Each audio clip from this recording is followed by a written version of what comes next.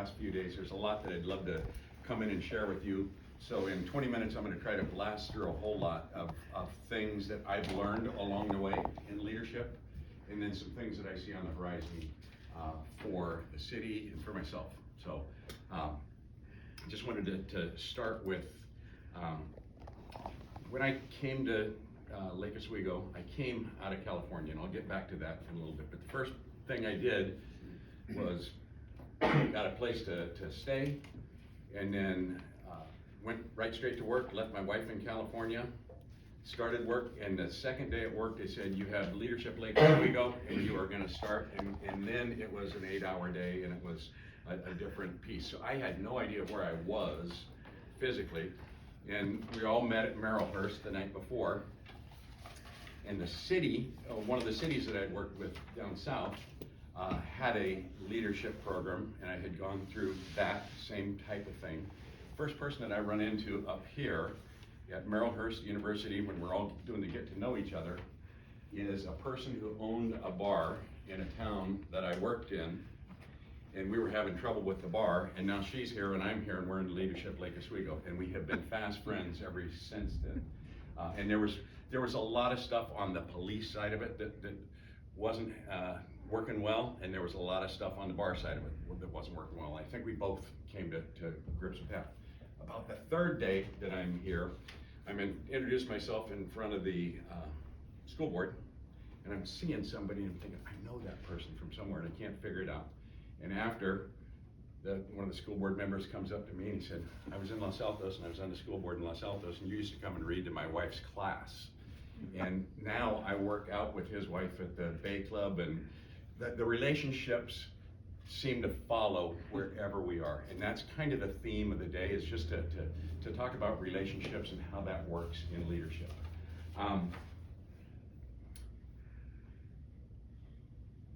Stephen Kaw asked me to figure out how he's doing in the class. You guys enjoying him?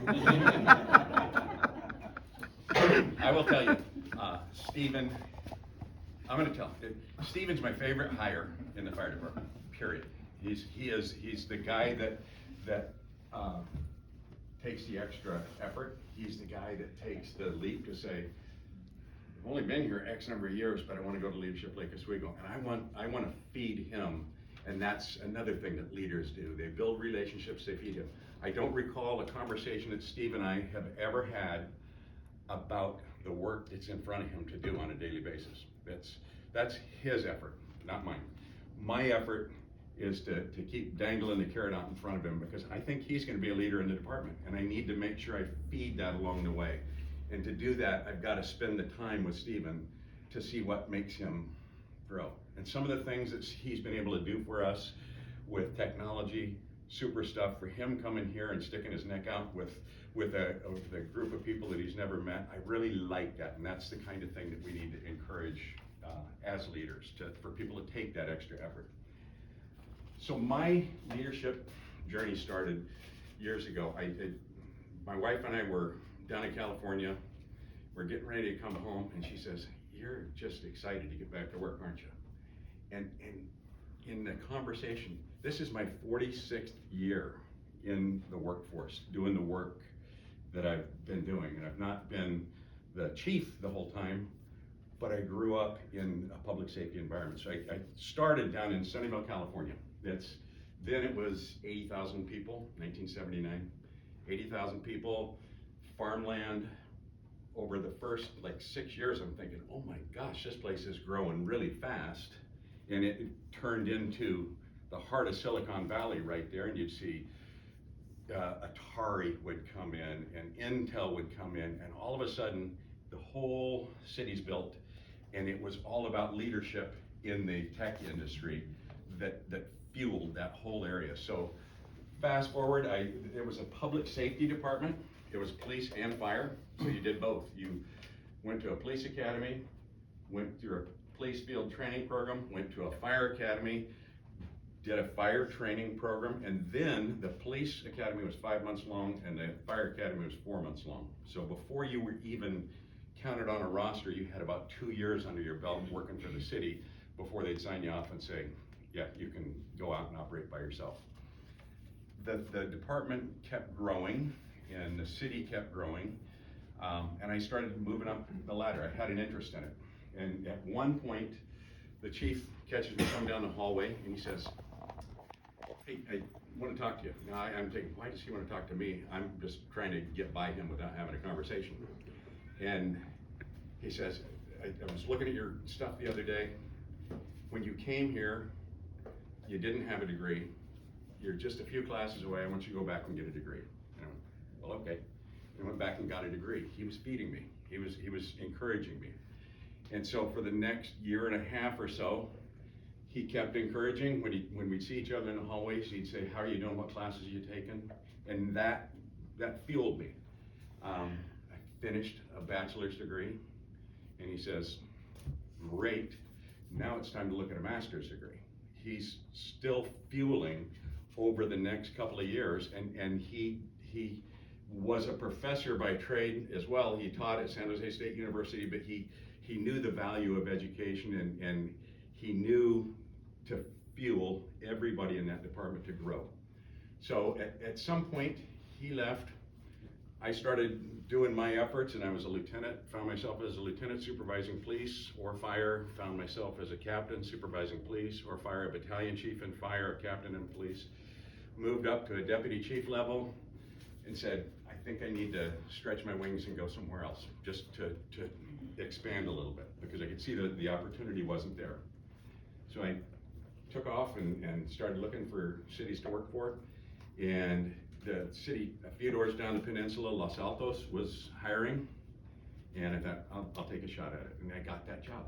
And I worked as the police chief in the city of Los Altos for about 4 years, and I was watching Sunnyvale kind of fall apart at the public safety level, and it was struggling, and they had gone through 4 chiefs in the period of a year. And one day the city manager calls me and says, "Hey, I want you to come and meet me for coffee. I'd like you to take the police department and fire department in the city of Sunnyvale. And they've lost 4 chiefs, that's dangerous."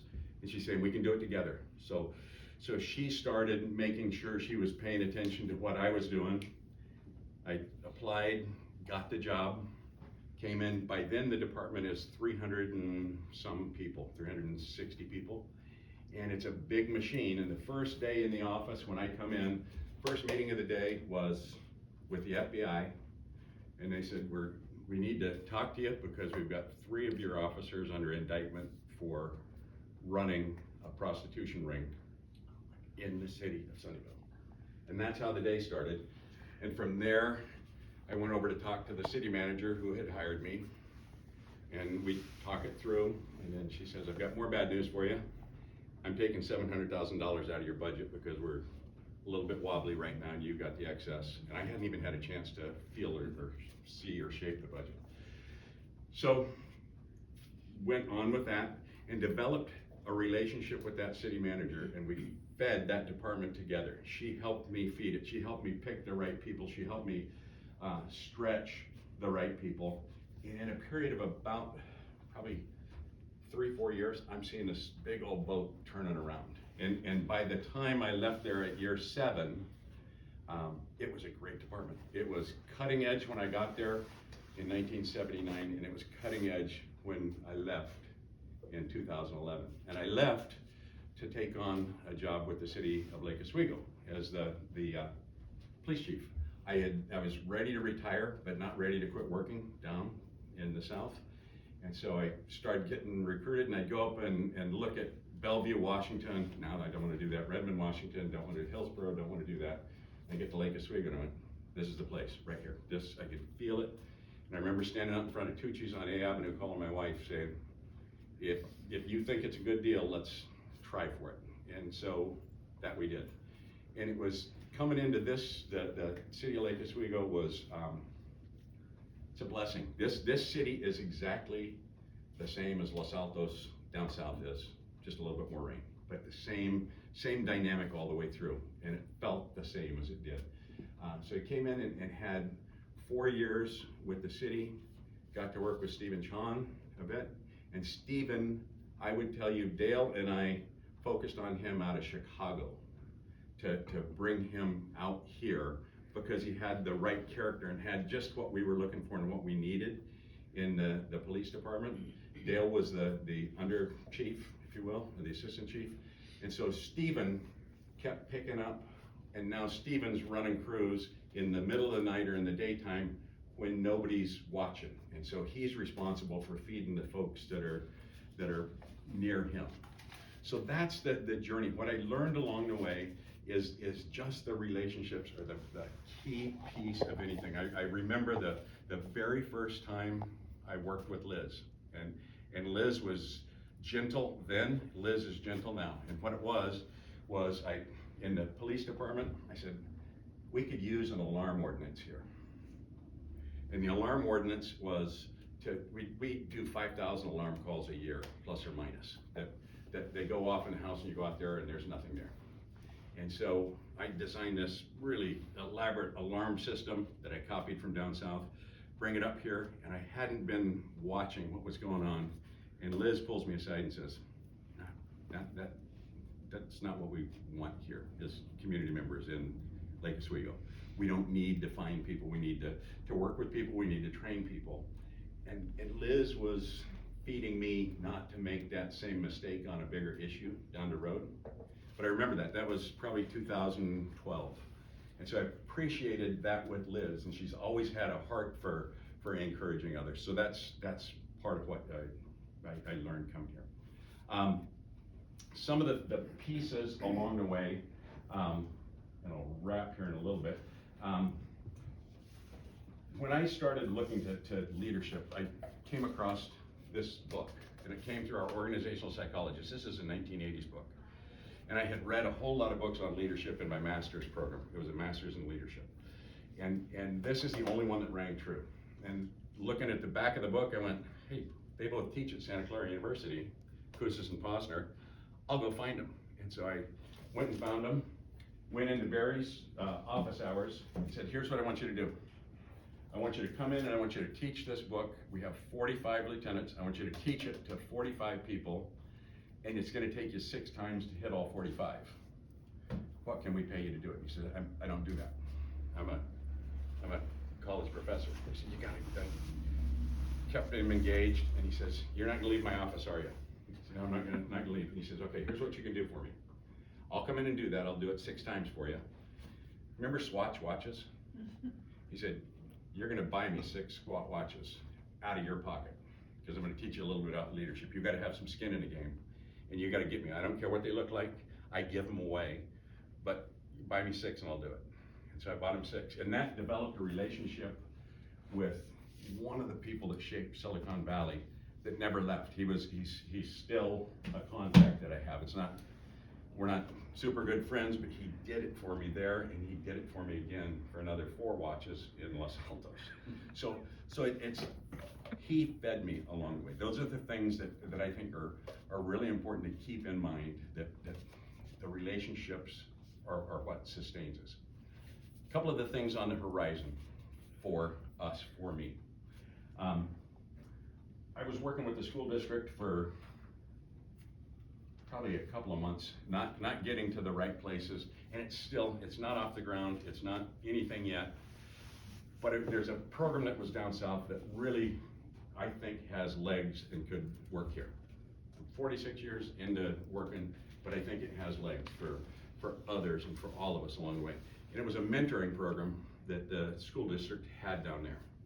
And they had probably 300 kids in the mentoring program, and the Rotary was the feeder that were the mentors. And there was a couple of Rotary groups down there, and it was really active, and they said, we want you to come into this mentoring program, because these kids need to be fed. They need some guidance. So I'm thinking, I don't have the time to do it, but I did. And over the time I was down there, I had 5 kids, and all 5 have stayed in contact at some point along the way. One of them, his name was Darby Herrera. Father was in San Quentin for a homicide, brother in San Quentin for a different homicide. And Darby, I tried to encourage him, tried to feed him along the way, and it never felt like it was getting through, but it was getting through, because about 4 years later, he comes back and says, hey, I want to take you to lunch.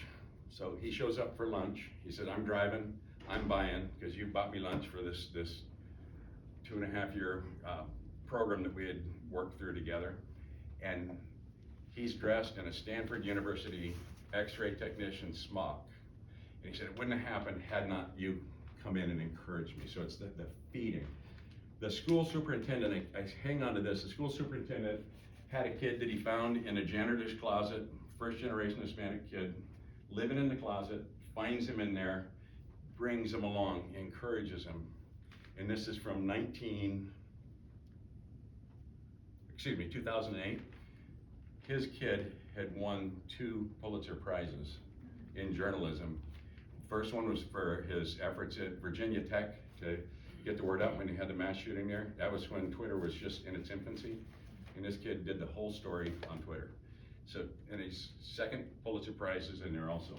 So I talked to the school district to say, I think we gotta do something. I think we can do this. So they said, okay, let's work with it. And so it's in its infancy. There's a couple of us doing the mentoring now, and we're looking at it to see how much time it takes and how much energy it takes. But I've got 2 kids now that I mentor. It's lunch every 3 weeks, and it's encouraging them along the way. And there's as much gain in it for me as it is for them, right? That's part of the leadership portion, is to hang something out in front of these kids to keep them going. I think both of them, the process has been going on for probably 2 months now, 3 months now. And I finally got a smile out of one of the kids who was refusing to smile at first. And now he's opening up, and I know he's gonna do great things along the way. So that's one of the things. The other thing that I wanted to stop with is looking at timing and leadership and how things can come together. So if you flash back probably 10 years ago, remember the conversations about closing the South Shore Fire Station? Remember that? Close it, close it, close it. One of the reasons that they hired me as the fire chief was to come in and say, within about 6 months, we want to know whether we should close that fire station or not. Right? They came in and said, absolutely not. With all the data shows, you need the fire station, you need it there, proximate somewhere, and you need to make sure that that area of the city has service not only for the easy times during the summer, but for the ice storm, for all of the things that they do all year round. And that story has now flipped timing-wise to where we're gonna go to council on March 3rd to say, we think we need to rebuild the fire station. 21 community members got together since every third Thursday since October. We've gone through all the data, we've crunched everything, but 21 community members are gonna go to council and say, we need to rebuild that fire station. Council asked us to do the study. We need to rebuild that fire station. We need to rebuild it in its same place, and we need to build it for the next 50 years. So we don't need a small fire station. We need a fire station that's gonna accommodate everything that Lake Oswego needs in a fire station. So that's the feeding on the other end of it that council has given me as a project to do. That's the feeding that the city manager has given me along the way to keep me alert and alive after 46 years of doing business. So I'll stop there, but that's my story. Anybody have questions? Anything I can answer for you? Stephen, did I cover everything on the outline? Everything. Bingo. That was absolutely fantastic. Is there, I mean, you're plugging relationships, and you've certainly done that. I see you around town, and you're always having lunch with somebody, and you're always building those relationships.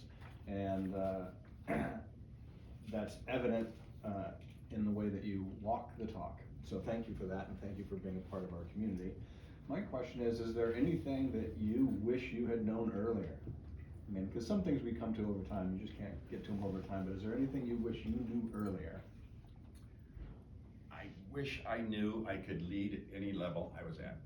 I wish I knew what Stephen knows. Stephen and Stephen, both of them, they know they can lead. I didn't know that. I was in a big machine down in California, and I was coming to work, and I was giving them a full 8 hours pay for full 8 hours work, but I wasn't leading along the way. Does that make sense? And it's not until you realize that I can have an influence and an effect on people with everything I do, whether it's this conversation, or whether it's coming to work. That's what I wish.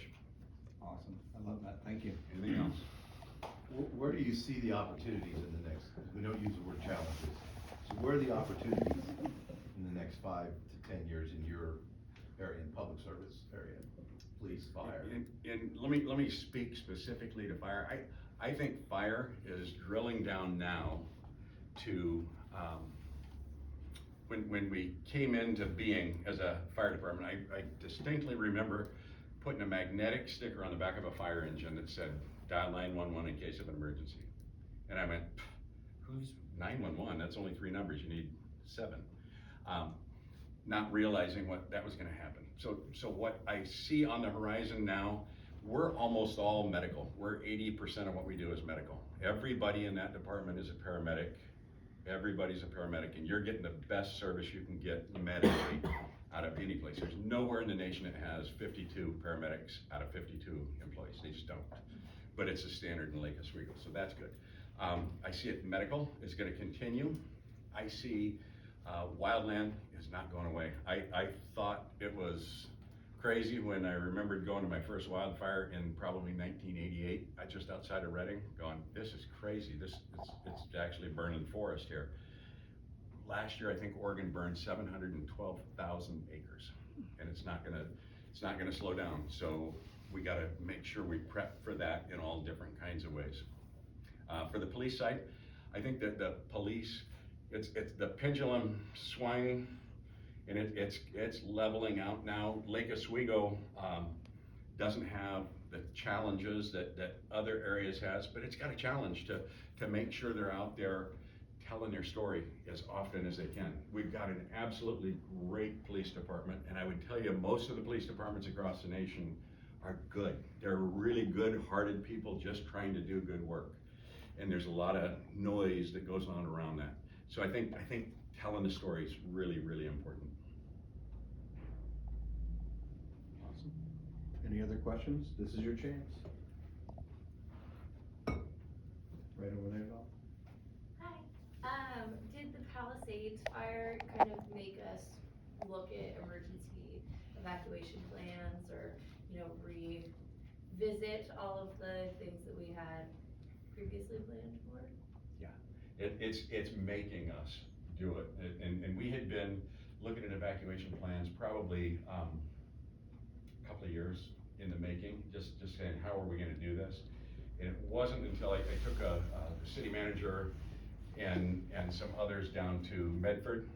They've had evacuations out of Medford, and we happen to be there looking at the work they're doing around senior care facilities, quite honestly. And all of a sudden they said, hey, if you guys stay one more day, we've got the person coming in who dealt with the Paradise Fire in California, and they have evacuation mastered, so you probably wanna come and see that. So we did.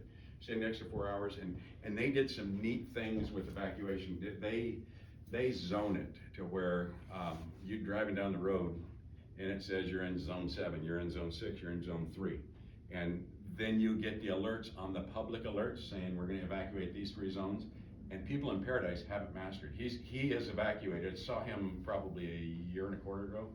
He's evacuated 3 times since his conversation with us, and that's a sheriff that's running the program down there. So we are looking at evacuations. We've got the zones. We're waiting for the county to do the whole county at once.